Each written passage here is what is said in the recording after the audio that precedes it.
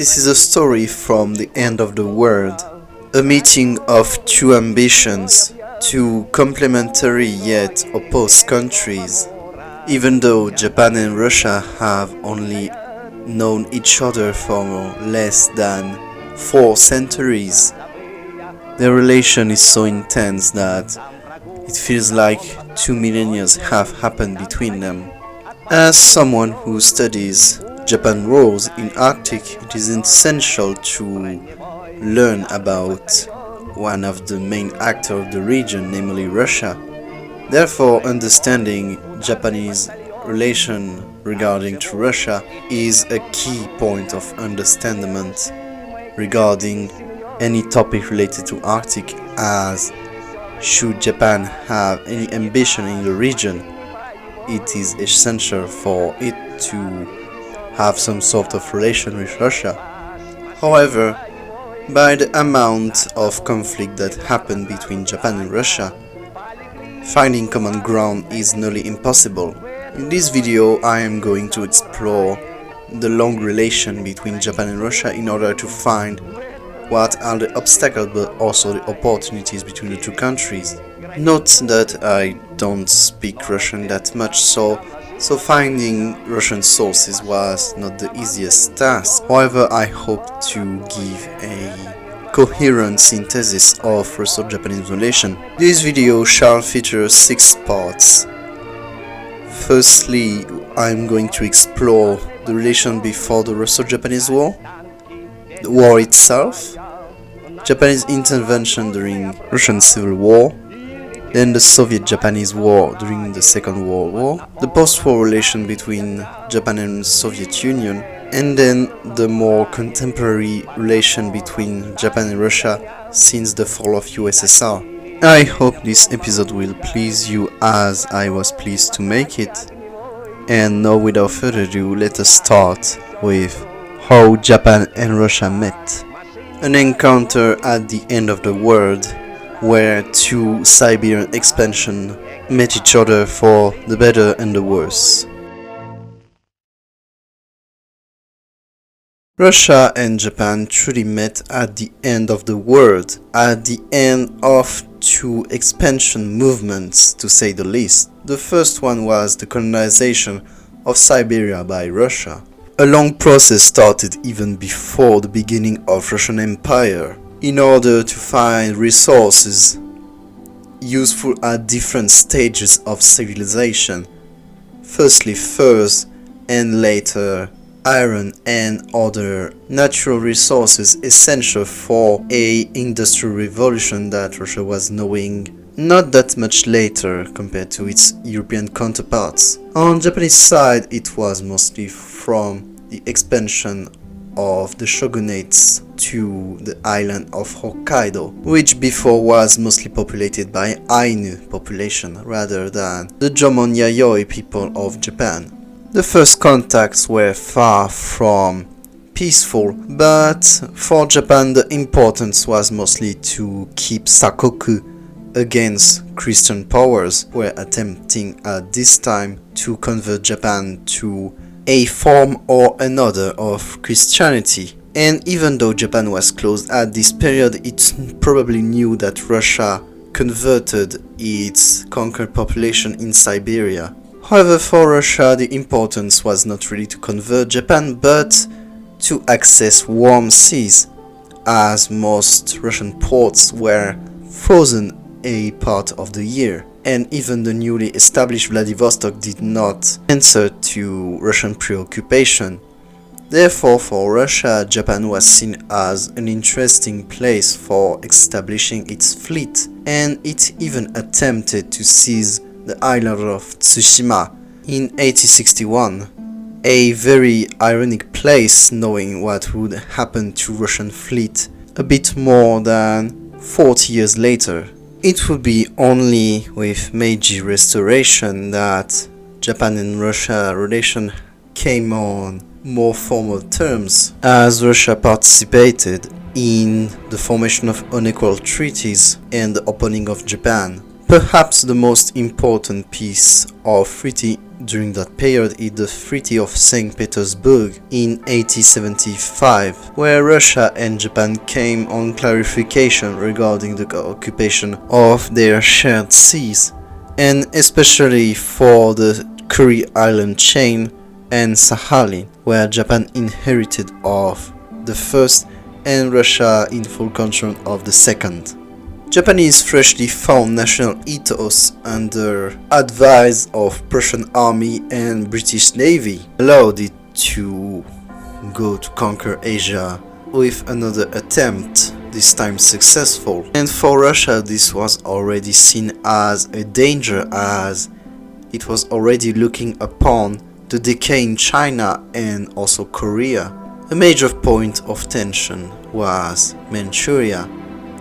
For Russia it was a place to invest for its forestry, but also in order to finish the extension of Trans-Siberian. Japan, who was victor of the First Sino-Japanese War, wanted to claim concession in China but was repelled by European power who feared that Japan would become a power too dangerous to manage. Therefore Russia inherited of Port Arthur in Yaodong Peninsula. It is mostly Manchuria that crystallized tension between the two countries regarding their ambitions. For Russia, the eternal quest for warm water, and Japan for resources. At this time, tension could only grow as cultural links were not that much formed. There were still officers in Japan that had learned in Russia in order to bring Western knowledge in Japan, such as Hirose Takeo that we have seen in the first video. But it went never really that far, and the assassination attempt over Prince and soon Tsar Nicholas II in Japan would only make Japan and Russia on even worse terms. Not to mention that before Entente Cordiale, Japan and Russia were also opposed in their alliance, as France was close to Russia and Japan was allied with the UK. This accumulation of frustration could only burst into a bubble of violence that would find its apogee in the Battle of Tsushima. All this tension between Russia and Japan exploded with the beginning of the Russo-Japanese War, with Japan attacking Port Arthur by surprise in 1904. Despite the war only lasting a year, this completely changed how Japan and Russia saw themselves, both in battle and on the geopolitical map. The defeat of Russia created a huge chauvinistic feeling in Japan, as for now even the population itself saw Japan as a power capable of fighting the West, the colonizing West. And as we have seen in the first video of this series, on the Russian side it exploded every weaknesses of the regime, the Tsarist autocracy. And we can already see a dynamic between Russia and Japan, is that the conflict mostly lasts between leaders themselves and not between the populations. This can be explained by a few factors. Firstly, on the Russian side, as the population was not that heavily conscripted in the war, as it was mostly seen as a colonial expedition from the Russian side. And on the Japanese side, it is perhaps because humiliating the enemy was not into their culture at that time, and that Russia, despite being the enemy, was not seen as ontologically evil. However, that situation is not passively created, it was an active one. Thanks to the efforts of Japanese and Russian civil society, who both on their side participated into the absence of resentment between the two countries to a certain extent. We can take the example of Nicholas of Japan, an Orthodox priest who stayed in Japan during the war and was later canonized as a saint, not only for his preaching of Orthodox religion in Japan, but also for his actions to maintain memorial peace between the two countries, namely by not calling to a crusade or by staying in Japan. The Treaty of Portsmouth between Russia and Japan was also quite well managed by President Theodore Roosevelt, who managed to make Russia not that frustrated from this war, as it only lost a few pieces of its far-away territory. Overall, as bloody as this conflict was, it never really created the level of animosity between two countries as other major conflicts of the 20th century created. It's not comparable even to the Franco-Prussian War. However, the two next wars would prove themselves even more relation-breaking.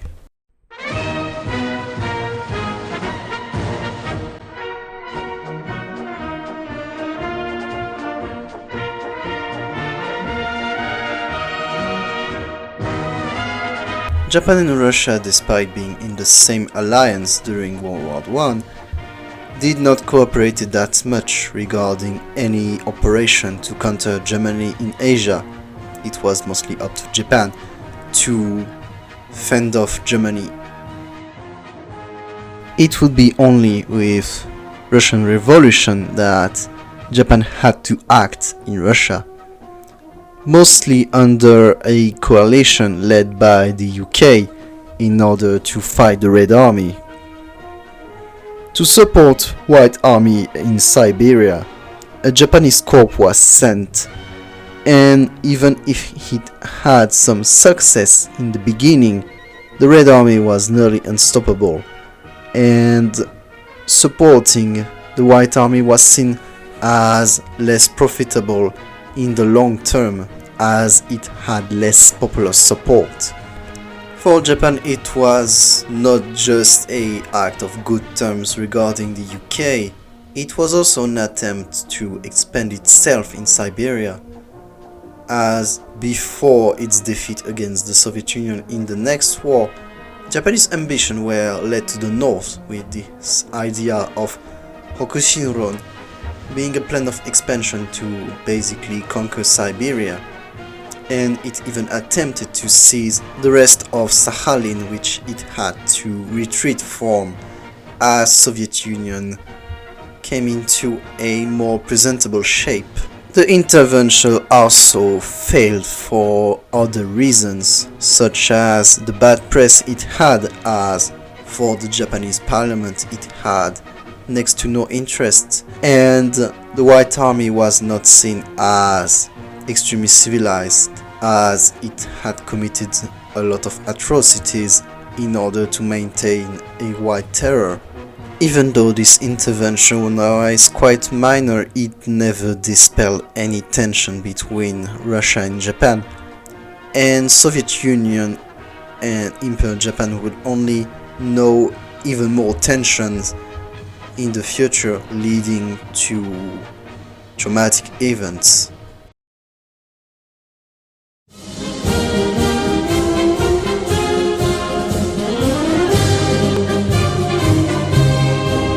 The Second World War between Japan and Russia was not the most intense, but was also perhaps a very decisive moment for Japan. During its Manchurian operation, Japan encountered Russia again through Soviet Union, and its major battles also happened on the same soil, notably on the Mongolian side with the Battle of Kharkling-Gol. However, the two countries, knowing that there were more important fronts, namely the German and the Pacific one, they chose to sign a peace agreement in 1941. This series of skirmishes, as few as they could be remembered, are an important way of creating a war memory in Russia, especially to its relation with Mongolia and China. The monuments dedicated to General Zhukov is a must visit for Vladimir Putin when going to official meetings in Mongolia. However, it is later in the war that three traumatic memories happened, especially with Soviet invasion of Manchuria, but more importantly with Soviet invasion of Kuril Islands, displacing 100,000 of Japanese to the main islands. This is an accelerating fact of the Japanese surrender, but also what creates the most tension between two countries nowadays, as Japan still wants to retrieve its northern territories.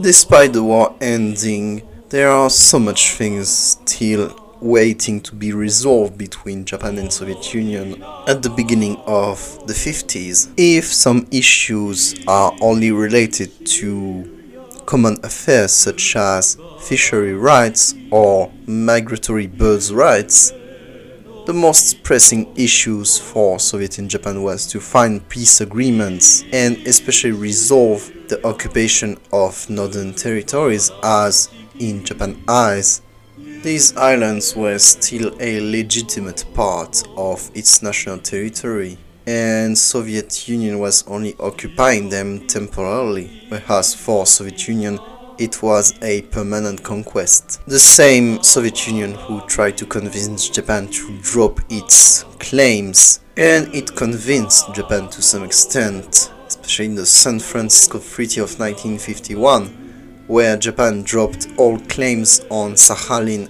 and Kuril Islands. However, for Japan, 4 of the main islands of the chain are part of its continental plateau and not part of Kuril Islands, which creates the modern conflict between the two countries. It would be mostly the Brezhnev and Gorbachev years that would lead to improvements, especially on environmental cooperation but also scientific one. A major step was done by Soviet Union in the last year of its existence by allowing Japanese former citizens of Kuril Islands to visit without any restriction regarding passport or visa. Contrary to many Western countries who had communist parties, Japanese Communist Party was not really involved in much Soviet propaganda, and to be clear, it was mostly independent regarding its policy and claims that would lead to many social protests during the 60s, for example. There is one situation that embodies the situation of reconciliation between the two countries. Soviet spy Sorg, which was Stalin's most efficient agent in Asia, was executed by Japanese authorities before the end of the war, and his body discarded in a common burial. However, thanks to the effort of Sorg, Japanese lover Hanako Ishii, she managed to save his memory, and he even became a recognized hero of the Soviet Union, and even in Japan, his grave is still tended among important historical figures in Tama Cemetery. This is a very interesting example of an enemy of Japan being honored by its enemy country. And even nowadays, Russian embassies often send personnel to honor his grave.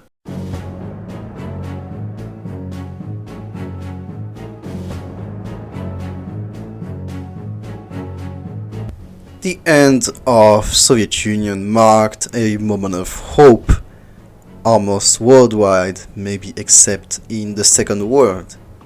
There was this expectation of a sort of end of history, where liberal democracy would overthrow every autocracy. But for Japan it was more a question on how this new Russia would act. And the first good steps under Vladimir Putin's first mandate were quite positive at first glance, especially when It coincided with Shinzo Abe terms. The two leaders' sometimes chauvinistic approach was something that could make them closer, but what was more important was the economic opportunities, as Russia was building parts of its international relation on the exportation of fossil fuels, namely gas but also oil, and for countries like Japan who have next to no natural resources, it was seen as a prime partner, especially compared to other actors of the region such as China, who Japan had more historical conflict with it. Business dialogue happen often between the two states. They are obviously complementary. Japan has the expertise and the technology to make Russia a great exploiter of its resources that Japan could buy later, with of course advantages as it helped Russia develop itself. This idea was mostly pushed under Shinzo Abe mandates, who qualified Russia as a country of enormous potential, not only through its resources but also population. It even proposed plans to help Russia on different fields, developing not only the country's ability to exploit resources but also to improve the quality of life of its own population, as unfortunately, as blessed as Russia is in terms of resources, on the human terms it is a country that is quite cursed. However, everything changed with Ukraine wars and also Shinzo Abe assassination. Since the beginning of Russian 2022 invasion of Ukraine, Japan has progressively retrieved itself from Russia, starting by removing itself as shareholder from economic projects such as Yamal oil fields, but also recently even closing its economic bureaus all over Russia.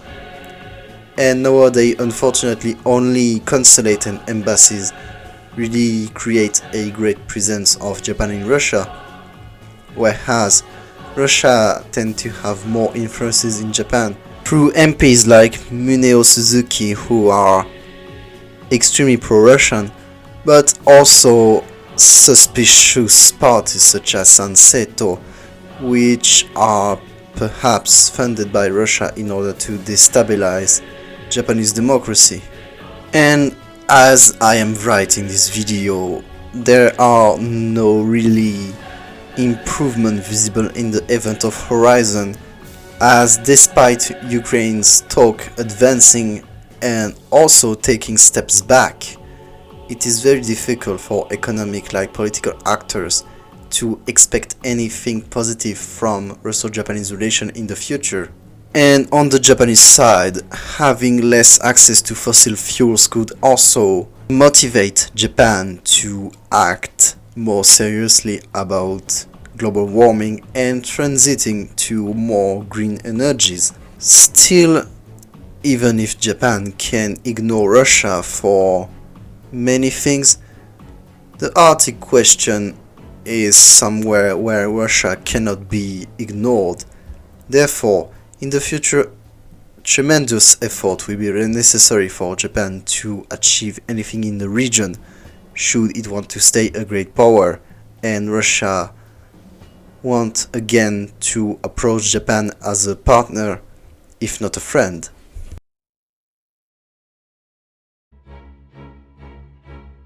As we have seen, Russo-Japanese relations have rarely been on good terms, and even the moment of openness have always been under the threat of suspicion. This is not a question of values, as we have seen.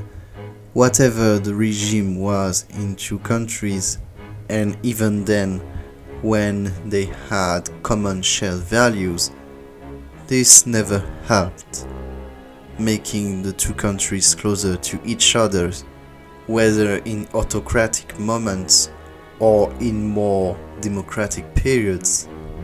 Still, in this multipolar moment where power seeks more and more options, Japan and Russia are meant to collaborate despite oppositions, not only through their complementarities, but also the possibilities of finding common shared interests, especially in the Arctic region.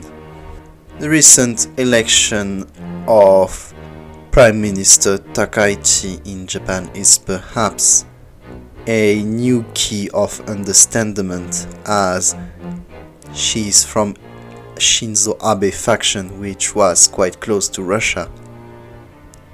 However, it is not the mandate of one politician that is enough to repair and create solid bonds. Most importantly, the 20th century is not just a century of rivalry between states, but also a rush, as climate catastrophes are intensifying, and this is not something one country can win alone. The loss of one will be the loss of everyone in this battle. Seeing Japan and Russia being in such bad terms can be extremely frustrating to see. The two countries' politicians may be opposed on certain level and national interests be conflicting. It is a case where the link from below is more than possible. Contrary to other countries who were at war with Japan, such as China, Korea, or even the United States, Russians do not really have a memory of Japan being a terrible opponent. There are no real Russian Pearl Harbor remembered until recently with Vladimir Putin memory war on Japan, with the 1904 attack on Port Arthur being designated as such. But on the population side, Russians are not seen as negative in Japan and reverse, and the only negative Russians seen in Japan are mostly from exiled from the northern territories of Japan or the rare survivors of internment camp we have seen in last video. I think the two cultures are mutually appreciated. Anime and manga are extremely popular in Russia, and even though Russian government tries to vilify these cultural products, it's never managed to remove them from public circulation. And fortunately for Japan, even if those products were removed from public market, Russians are known to be quite tech savvy and prone to have certain level of piracy, which, despite not generating revenue for states like individuals, this way of transmitting culture at least spreads culture and eventually has positive effect in the long term. On the other side, it is more difficult to really measure the impact of Russian culture in Japan. Examples are few and often sporadic. We can find, for example, Russian words in Japanese for foods and some very precise terms in industry.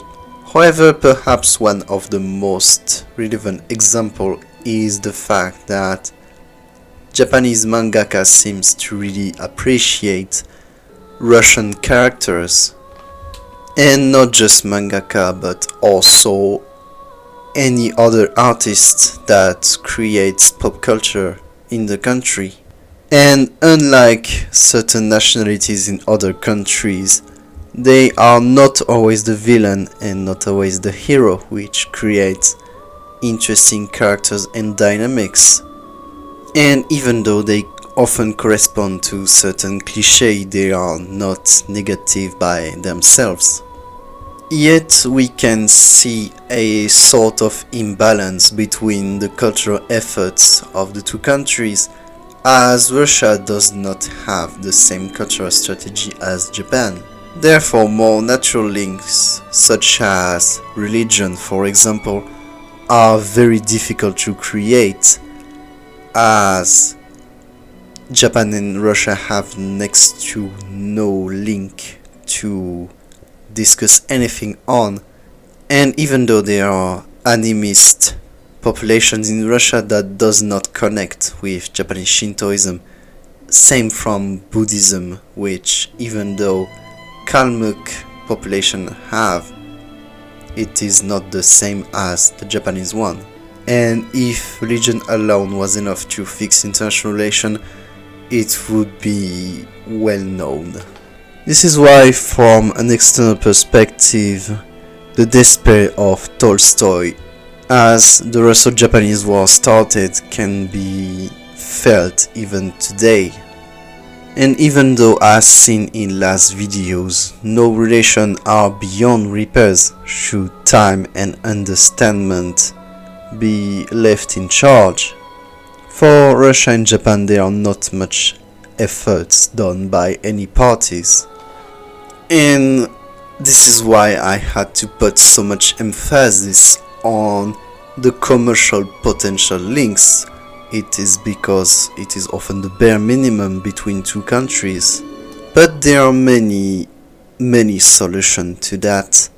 Germany and France, for example, had a system of correspondence where one French and one German students were put in contact in order to create some link. And I have yet to see that between Japan and Russia. But perhaps this is because this is not the way to go with these two countries, which have been quite isolated on the psychological field with such harsh history.